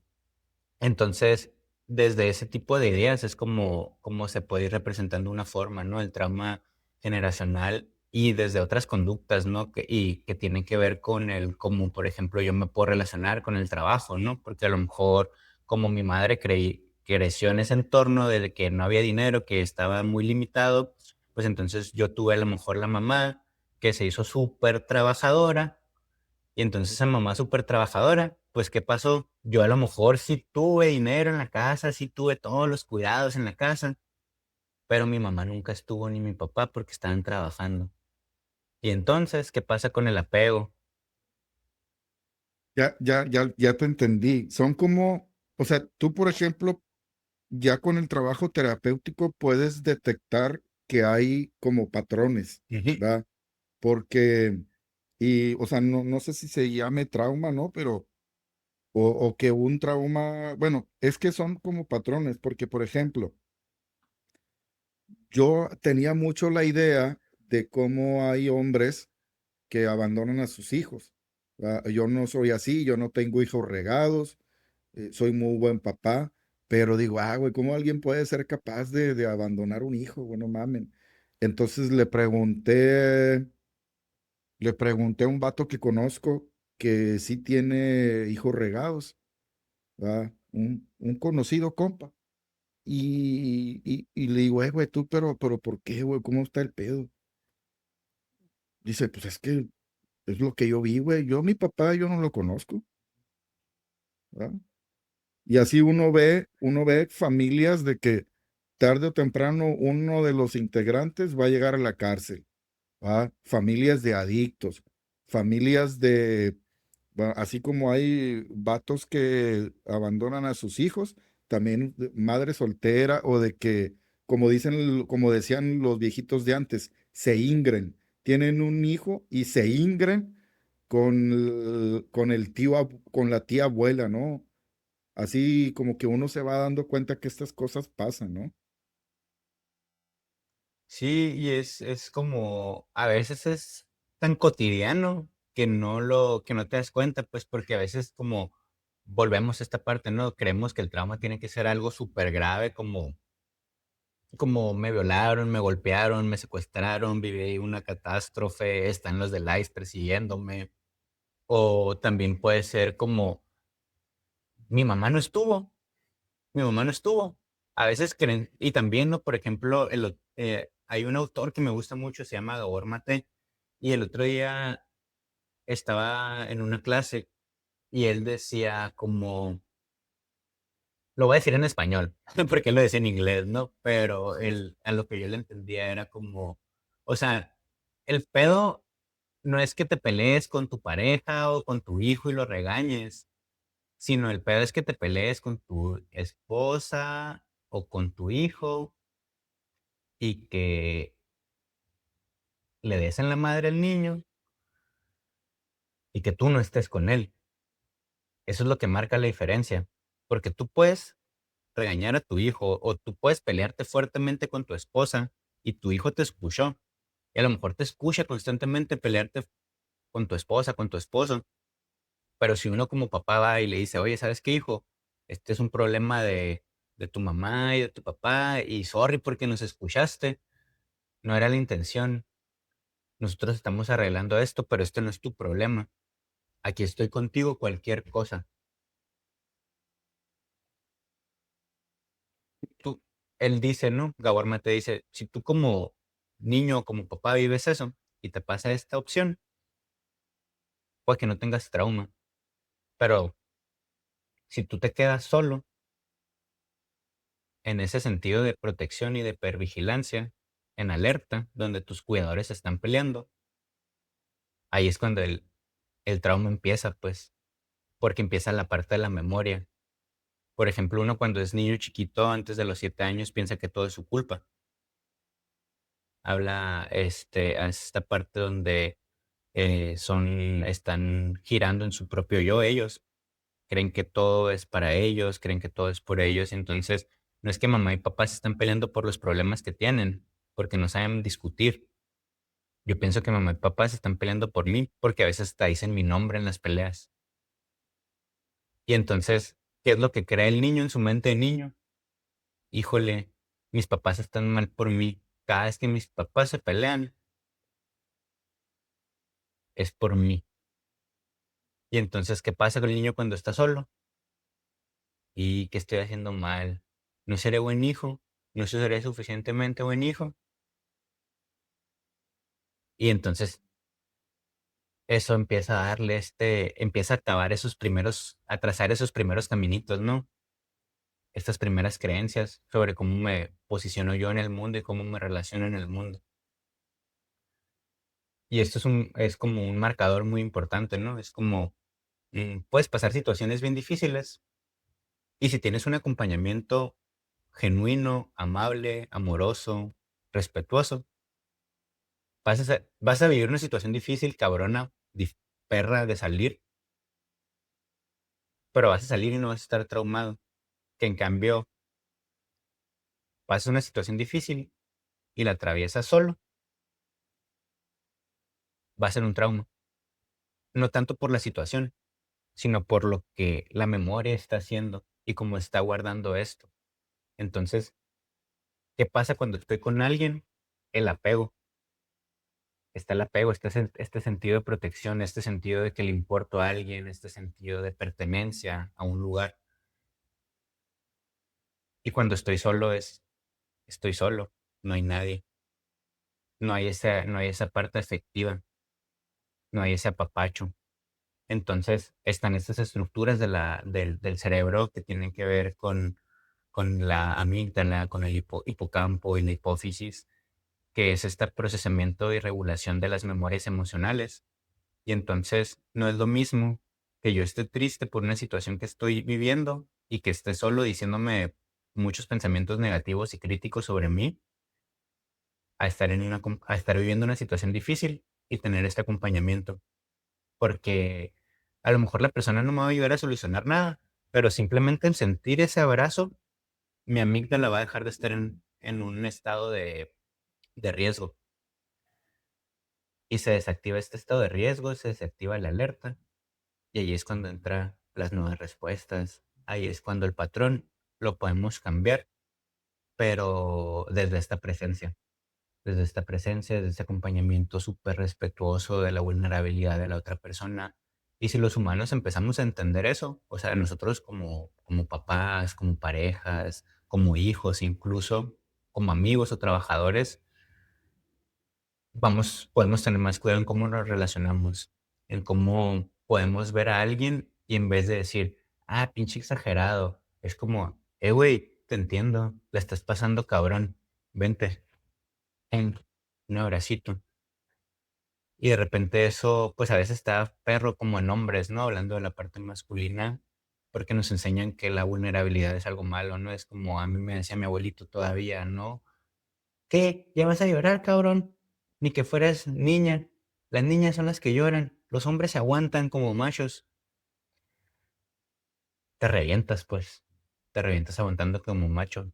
Te enfermas, te estresas, te duele el cuerpo. Y también eso es una forma, ¿no? En la que no expresamos y no comunicamos. Y estamos como ajenos al entorno. Y entonces también eso es la parte terapéutica, ¿no? Que podemos hacer nosotros allá afuera. Es como hacer parte a las personas, a las que están a mi alrededor, hacerlos sentir acompañados. Es como, ¿sabes qué, güey? No te entiendo, no sé qué estás viviendo, vato, pero aquí te escucho y aquí te abrazo si quieres un abrazo, o te acompaño hasta donde tú quieras, pero aquí estoy contigo. Y simplemente a veces la persona ni te va a necesitar, pero el que tú le digas aquí estoy contigo cuando tú me necesites, ya era para la persona, su amígdala deja de estar reactiva. A veces es difícil porque les cuesta trabajo confiar, porque aprendieron a no confiar en la vida, a no confiar en el mundo. Y ahí es difícil, pues, porque también uno tiene que ser genuino y también tiene que ser respetuoso ante eso y pues si ahorita no está confiando, pues no estás confiando porque respeto y entiendo y respeto tu historia de que no estás confiando y como terapeuta, ¿no? También voy a limitar mi intervención y no te voy a forzar a algo porque yo sé que has vivido una historia bien cabrona que pues, no te está dejando confiar, ¿no? Que no te permite abrirte a este apapacho, porque a lo mejor te aprendiste que el recibir amor era algo que te dañaba. Y hay que como resignificar, ¿no? Esas ideas, reestructurar esas ideas sobre el amor, sobre los vínculos. Y realmente es algo em, que es muy perro, ¿no? Porque, por ejemplo, es como incluso, ¿no? El trabajar con enfoque con trauma en lo individual también tiene como un límite. También algo que veo que ayuda a trascender mucho es como la parte grupal, tanto como con personas que tienen experiencias con psicodélicos y personas que no tienen experiencias con psicodélicos. Estos acompañamientos grupales sensibles a trauma desde perspectivas de atención plena. eh, Funcionan mucho, pues. También, ¿no? Obviamente, trabajando desde una perspectiva fenomenológica, como una gestal, puede ser muy interesante, ¿no? También, sin embargo, para mí es desde el trabajo, ¿no? Desde la atención plena, desde el mindfulness, sensible al trauma y la compasión. Y hablar en estas sesiones grupales sobre diálogos compasivos es muy bonito. Y eso también me doy cuenta, ¿no? Que he tenido como muchos resultados y que a las personas también les sirven, ¿no? Y también, por ejemplo, esta parte integrativa, ¿no? Como decíamos al principio, también va de el hacer movimiento, ¿no? A mí me gusta mucho el yoga, pero cualquier ejercicio también te ayuda a sacar esas memorias de tu cuerpo. El movimiento en sí es bienestar. También otras partes que son bien importantes, como esta parte integrativa para mí es como las terapias de naturaleza. Las terapias de naturaleza también tienen este efecto de reducción de estrés en el cuerpo. No tienes que hacer nada, simplemente te vas al parque, te quitas los tenis, te, te quitas los calcetines y te sientas un ratito, 20 minutos. Y ya con eso hay estudios que demuestran que 20 minutos sentado en un parque o en la tierrita reduce tus niveles de estrés y te da conexión contigo. Te hace sentir como en un vínculo, el estar con la naturaleza. Entonces, eh, para mí el trabajar con trauma, pues es todo esto, ¿no? No es solamente la terapia sistémica, no solo es de hipnosis, no solo es los modelos de terapia breve, no solo es los modelos de terapias cognitivas de tercera generación, no solo es eso, pues, sino también es esa parte del ser humano, es esa parte de la naturaleza, es esa parte de los psicodélicos, esa parte de la compasión. Y que realmente es algo, como muy de mucho tiempo, pues, es un trabajo y es un proceso que es muy amplio y que creo que cada vez que vamos avanzando llegamos a un punto donde tenemos un límite y empezamos a trabajar nuestras herramientas, y de repente llegamos a otro proceso evolutivo en nuestra vida, y de repente se vuelven a activar como que esos traumas, pero de maneras más intensas. Y no porque no lo hayas trabajado bien, sino porque tu conciencia, en ese momento en que empezaste a trabajarlo en el pasado, tenía un tope. Y mientras fuiste trabajando, fuiste adquiriendo herramientas y fuiste ampliando tu conciencia, entonces ya llegas a un punto más profundo donde está el trauma. Y entonces, mira, aquí todo se ve de esta forma ahora, porque también el trauma es cabroncillo, ¿no? Es como trabajamos uno y pum, aparece por otra parte, ¿no? Y pum, va teniendo como estas mutaciones, pero que poco a poco pues vamos profundizando con las distintas formas de terapia y, pues, le van sirviendo a las personas, ¿no? Y aquí cabe ser bien claros, ¿no? Que era con algo que yo me pegaba el tiro de que yo: "Oye, pues, ¿cómo trabajar trauma 15 20 sesiones en un año y medio si yo estudié terapia breve?", ¿no?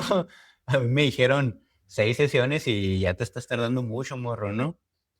Entonces también para mí ha sido como el cambio, ¿no? Del paradigma y entender que los procesos sí, pues para la cuestión científica, cuestión de hacer protocolos de terapia, sí sirve mucho pues cuántas sesiones, ¿no? Y este rollo, ¿no? De que hablan en los centros en soluciones, son las terapias cognitivas, pero ya entrando en materia, pues cada persona es bien diferente, pues. Hay algunas personas que te puedes tomar 10 sesiones en un año, hay algunas personas que puede ser 15 sesiones en un año y medio. A lo mejor hay personas que de repente llegan a terapia y yo les digo, oye, pues yo les recomiendo venir cada 2 semanas y luego un mes. Y hay personas que me dicen, oye, ¿no puedo venir una vez a la semana? Y yo les digo, sí, pero regularmente no te atiendo más de 4 sesiones una vez a la semana. Y las personas me dicen, oye, pero es que yo con mi otro terapeuta iba una vez a la semana. Y le dije, es que si hacemos eso, vas a venir y te vas a vaciar. Y vas a venir la otra semana y te vas a vaciar. Y vas a volver a venir la otra semana y te vas a volver a vaciar. Vas a llegar la cuarta semana y probablemente ya estés bien vaciado y sacaste toda tu catarsis, pero pues no vamos a hacer ningún trabajo terapéutico que tenga un alcance suficiente. ¿Por qué? Pues porque obviamente si yo voy una vez a la semana a hablar mis problemas, pues la terapia por lo menos tiene efecto unos 3 4 días, ¿no? Sales de terapia y sales ahí medio contento y sales con la motivación de que, voy a hacer lo que sí, el psicólogo me confrontó, pero voy a echarle ganas a mi tarea, ¿no? Pero pues la realidad es que la terapia también es un proceso de aprendizaje y el aprendizaje se da pues en el día a día, ¿no? Y yo creo que a veces 7 días no son suficientes como para poner en marcha, ¿no? Lo que se trabajó en terapia. Entonces, a mí me gusta, ¿no? Como esta parte también, ¿no? Estas sesiones espaciadas porque nos permiten aprender y pues ahora, ¿no? Integrando esta perspectiva de que, pues también cada persona se va a ir dando de alta solita, ¿no? Cada persona va a traer su ritmo de sesiones. A lo mejor unos ocupan esas 15 sesiones, otros a lo mejor 10, a lo mejor otros solo ocupó 4 y ya.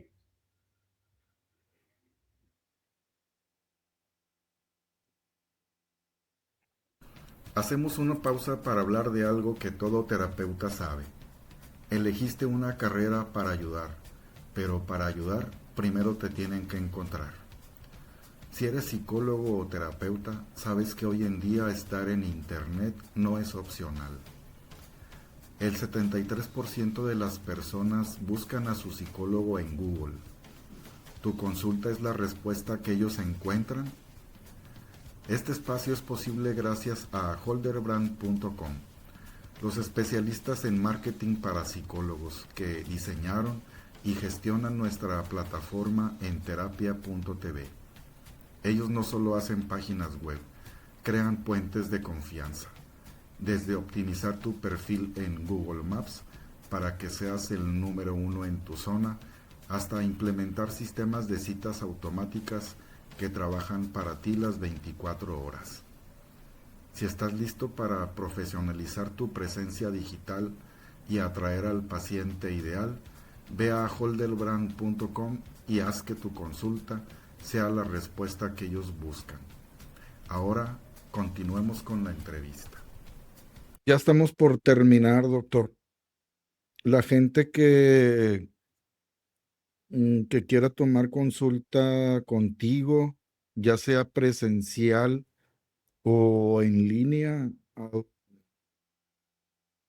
mm, ¿dónde los mandamos? ¿Tú tienes por ahí una red social, no? Aparte de tu número de WhatsApp, para que te soliciten consulta o para quien quiera formarse en la fila y quiera iniciar el proceso de, de un retiro con psicodélicos. Sí, déjate, te comparto tengo un perfil de Instagram y es @sic.julio VLDZ, sic.julio Valdés en Instagram. Así es como estoy. Mi número es 686-223-3947. En mi número me pueden contactar por medio de WhatsApp, ya que regularmente si es llamada no, pues no contesto, ya que estoy en consultita. pero en WhatsApp, a la brevedad que tenga una oportunidad, pues ahí contesto el mensaje. También por redes sociales, pues también ahí a la brevedad posible, este, puedo contestar sus mensajitos. Y pues también ahí ahorita me está dando la tarea este añito, ¿no? Quise iniciar con bueno, tengo desde el año pasado queriendo iniciar con este proyectito de como de contenido en redes y todo. Sin embargo, es un arte que ando aprendiendo, pero ahí como que este año está el propósito de trabajar un poquito ahí en redes, precisamente, ¿no? Para crear conciencia eh, sobre estos temas de salud y bienestar y sobre, pues, la concientización sobre el uso de psicodélicos, la reducción de riesgos y sobre todo la integración terapéutica, ¿no? En estos contextos pues apoyando, ¿no? Esta propuesta y este trabajo enfocado hacia el manejo del trauma con herramientas distintas. Te vendría muy bien, traes mucho material, tienes mucho de qué hablar con respecto a la psicoterapia y a los psicodélicos. Ahorita en una horita nos dijiste, nos diste una, bueno, yo sentí que sí nos orientaste muy bien sobre esto. Por ejemplo, uno pensaría que un retiro de este tipo es apuntarte y allá en el monte se arregla, ¿no? Pero lleva un proceso, ¿va? Un proceso antes, durante y después. Y Este, pues es todo por hoy, doctor. Muchas gracias por tu participación. va que va, muchas gracias, un placer y un gustazo, pero aquí pues ya sabes, ¿no? Lo que podemos compartir, también a lo mejor un segundo video un poquito más preciso de ciertos temas.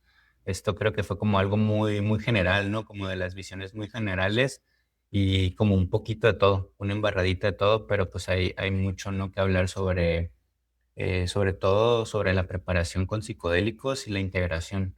Creo que ese es un trabajo que es bien importante y que mm, en lo personal yo ahorita quiero darme la tarea de ir a instituciones de salud pública aquí en Mexicali y Baja California y instituciones educativas para ir generando un poquito de información, ¿no? Movimiento terapéutico sobre este tipo de terapias para que también como profesionales pues tengamos estos tipos de formaciones al alcance y que no sea como un tabú, porque al final de cuentas la realidad es que ahorita hay psicodélicos, hay información que habla sobre psicodélicos en redes sociales y hay un chingo de personas, chamanes, facilitadores, que están repartiendo medicina a diestra y siniestra y que si uno no tiene la información correcta, pues puede que más que servirle, le genere un riesgo. Entonces esto es súper, súper importante, ¿no? Este es un llamado a cualquier persona que seamos muy responsables antes de cualquier ceremonia, terapia de este tipo y que, por ejemplo, fijarnos, ¿no? O sea, por ejemplo, si la persona que me va a compartir esto, pues, ¿qué tipo de entrevista me está haciendo al inicio? Como por ejemplo, si yo tengo una enfermedad o si yo tengo o tomo un medicamento, aquí un foco rojo, si la persona no te pregunta si tomas un medicamento, tienes algún diagnóstico, ahí no vayas. ¿Por qué? Porque la persona lo único que quiere es cobrar y darle medicina a las personas e irse. Entonces, es bien importante que las personas tengamos en cuenta que cuando vamos a ir a una experiencia psicodélicas, pues tener de perdido, que la persona nos haga una entrevista médica sobre nuestro estado de salud, sobre nuestro estado mental, y físico. Eso es bien, bien importante, ¿no? También que nos pregunte como sobre cómo nos encontramos en la actualidad, nuestro estado emocional en la actualidad, y también preguntarle a la persona, pues, ¿qué te recomienda después de la ceremonia, no? Porque si te dicen, no, la medicina hace la chamba sola, no, ahí tampoco es, pues tú vete y búscate un terapeuta porque sí vas a ocupar integración, porque muchas veces pensamos que lo más difícil puede ser el miedo de perder el control dentro de la ceremonia, pero realmente a veces lo más difícil es la integración terapéutica. ¿Por qué? Porque todo lo que se desorganiza, ahora lo tengo que acomodar. Y si yo no tengo herramientas para afrontar el estrés, la ansiedad o la tristeza, voy a estar viendo todo eso y va a ser muy difícil y muy incómodo. Entonces, pues eh, cuando hagamos esto, pues que sea bajo este estricto como consideración, ¿no? De que pues la preparación que me está dando la persona y qué es lo que me propone después de. Eso es ¿cómo se dice? Un buen parámetro para saber si a lo mejor la persona es la indicada o si no. Si no me pregunta muchas cosas de mí, si no me hace una entrevista, hay que buscar otra opción. Eh, Esto que llamas, creo que se llama intrusismo. Y te aseguro que la persona que haga este intrusismo, que no esté preparada, eh, va a ser alguien que hace mucho contenido en redes. Entonces, sí tienes que pegarte a, pues ya te sabes todo, doctor.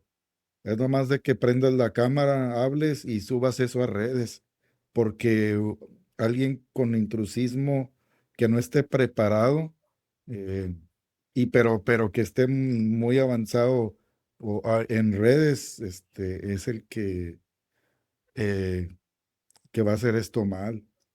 Sí, sí es algo que te va a venir muy bien, pegarte pues tú nomás prendes la cámara y hay mucha información que puedes dar. Gracias por tu participación, doctor. Pues a ti, gracias por la invitación y pues aquí andamos cuando gustes. Mucho, mucho gusto el compartir este ratito aquí.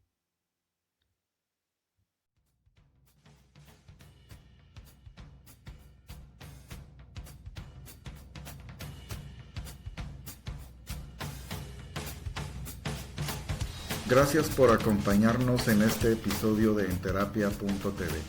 Si eres psicólogo o terapeuta y quieres compartir un tema que controles y domines, queremos conocerte. Visita Enterapia.tv y postúlate para ser nuestro próximo invitado. Sigamos difundiendo la terapia psicológica juntos. Soy Pedro Peña. Es todo por hoy.